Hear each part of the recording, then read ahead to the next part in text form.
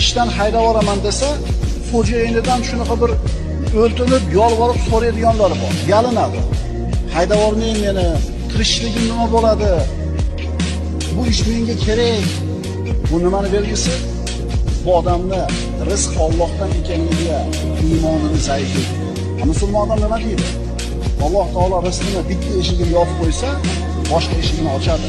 Chunki yuqoridagi hadisda aytildi, inson rizqini yeb to'liq olmagunicha, ajali kelmaguncha o'lmaydi. Tirikmi? Demak nimasi bor? Rizqi. Alloh taolo nimani o'ylayotganingizni ham biladi. Nimani so'ramoqchi bo'lganingizni ham biladi. Ertaga nimani so'rashligingizni ham biladi. Faqat Robbingiz yaqin ekanligini his qiling. Nimaga sen topa olmayapsan, Alloh topganda demaylik, chunki uni taqdiri u. Haqiqatan kunga, tunga o'laysan bo'lmaydi. Demak Alloh taoloning taqdiri. Seni ishing tugadi. Seni ishing harakatin bu yo'q Allohdan. Kishi mol dunyoni so'raydi, orzu qiladi, lekin yeta olmaydi. Umri davomida qo'li kalta bo'lib o'tib ketadi. Buni yomonlik deb o'ylamasin. Buni yomonlik deb o'ylamasin. Sabrdan boshqa hamma amalni mukofoti birodarlar cheklab, o'lchab beriladi. Faqat sabrni mukofoti hisoblamasdan beriladi.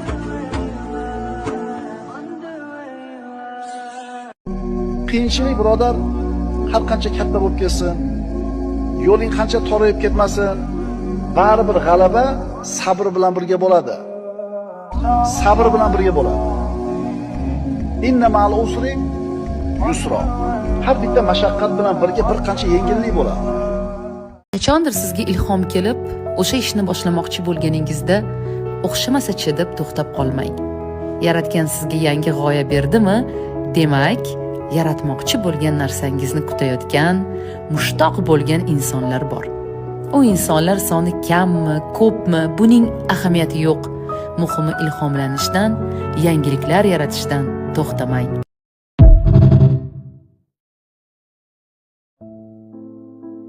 O'zimda bor barcha narsalar uchun minnatdorman.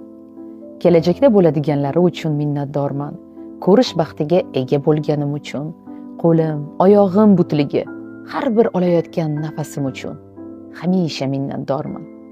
Qalbimdagi ijobiy tuyg'ular buloqdek ko'z ochishiga sabab bo'ladigan kichik, juda kichik narsalar uchun ham minnatdorman. Yashash qanchalar ajoyib. Hayotning har lahzasi uchun shukr qilaman. Boshqalarning muvaffaqiyati uchun quvonishni o'rganing. Ular uchun xursand bo'ling. Sizdan zo'r bo'lsa ham, kam bo'lsa ham, boy yoki kambag'al farqi yo'q. Muvaffaqiyatga erishdimi, siz ham uning quvonchiga sherik bo'ling. Shunda bilasizmi nima bo'ladi? Yaratgan sizga 100 karra ko'p rizq, nasiba va baraka beradi.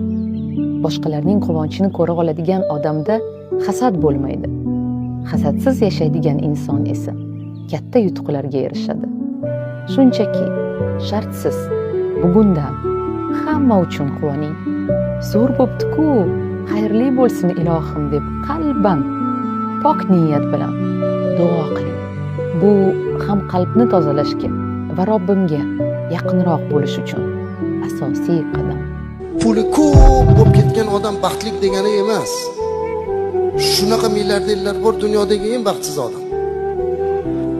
Lekin shunaqa faqir kimsalar bor, dunyodagi eng baxtli